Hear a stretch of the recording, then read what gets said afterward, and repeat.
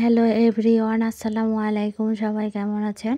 আশা করছি আল্লাহর রহমতে অনেক ভালো আছেন। আর আমিও আলহামদুলিল্লাহ ভালো আছি। চলে আসলাম আরেকটি নিউ ব্লগ নিয়ে।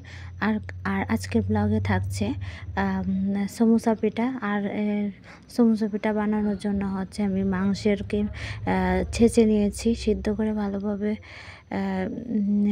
ছেঁচে একদম ঝুরঝুরে করে এই বোরটা দিয়ে আজকে সমোসা তৈরি করব। তার জন্য ফার্স্টে আমি নিয়েছি ময়দাকে ভালোভাবে চেলে নিয়েছি, আপনারা তো দেখছেনই।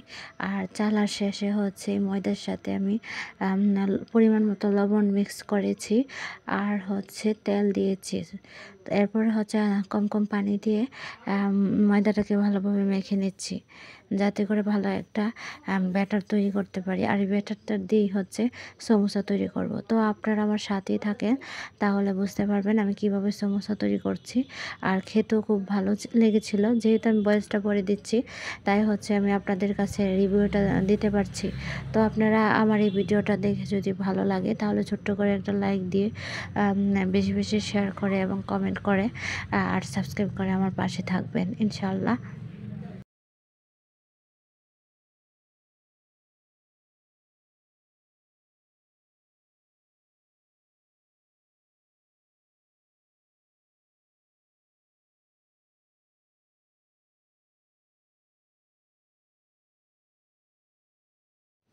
এখন এই ব্যাটারটারে আমি পাটে পাটে গোল গোল করে নিয়েছি, যাতে করে রুটিগুলা বেলে এই রুটির মধ্যে আমি মাংসের কিমাটা দিয়ে মাংসের যে বোটটা দিয়ে আমি সমোসা তৈরি করে নেব। তো আপনারা আমার ভিডিওটা লক্ষ্য করেন, দেখতে পাবেন যে আমি কীভাবে সমোসাগুলো তৈরি করতেছিলাম। আর মাংস পুরটা গরুর মাংস দিয়ে আজকে আমি সমোসা তৈরি করব। যে অনেক দিন যাবত ধরে আমার বাবার বলতেছিল যে সমোসা তৈরি করে দেওয়ার জন্য, তাই আম্মু যেই বাবা সেই কাজ, তাই সমোসা বানানো রেডি করলাম। সমোসা তৈরি করে সবাই মিলে একসাথে খাবো।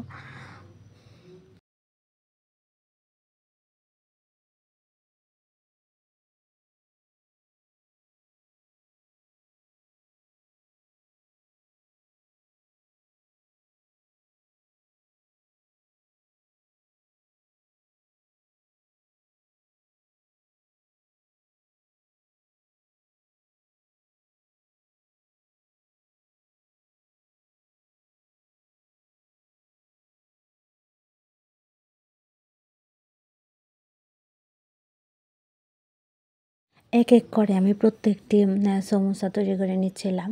আর দেখতে কতটা কিউট লাগছিল। এগুলো যদি গরম তেলের মধ্যে মচমচে করে ভাজা হয়, তাহলে মনে করেন যে এতটাই সুস্বাদু হয়, মানে বলে বোঝানো যাবে না। কারণ আমার কাছে এত ভালো লাগে, আমি খেতে খেতে অনেকগুলো খেয়ে ফেলেছিলাম।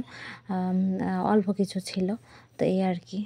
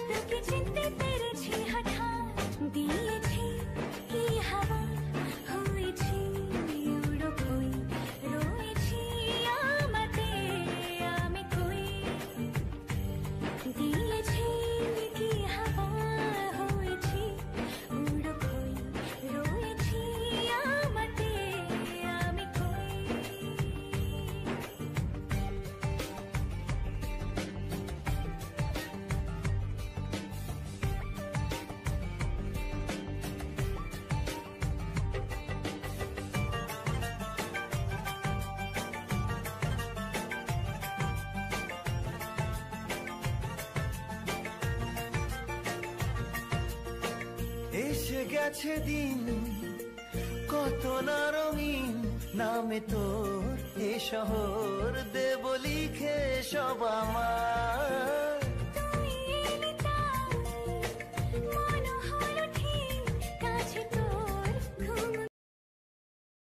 এখন হচ্ছে সমোসাগুলাকে কিছুটা কয়েকটা হচ্ছে পরের দিনের জন্য রেখে দিচ্ছি, ডিপের মধ্যে রাখবো, পরে হচ্ছে সকালে ভেজে দেব।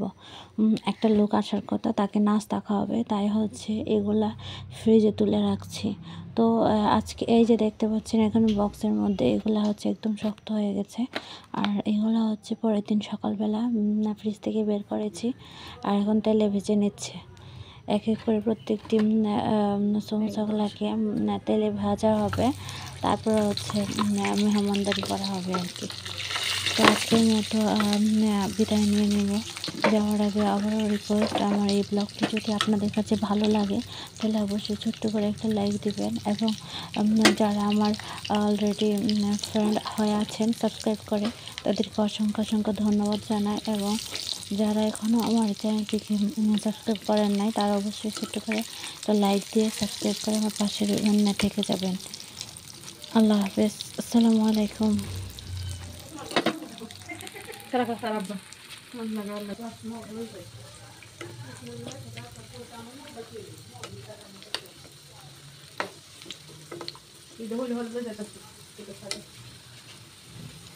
বক্সটা সরাই লাও, বক্সটা বক্সটা কোন বক্সটা সরাইছি। আরে এটা কেমন সুন্দর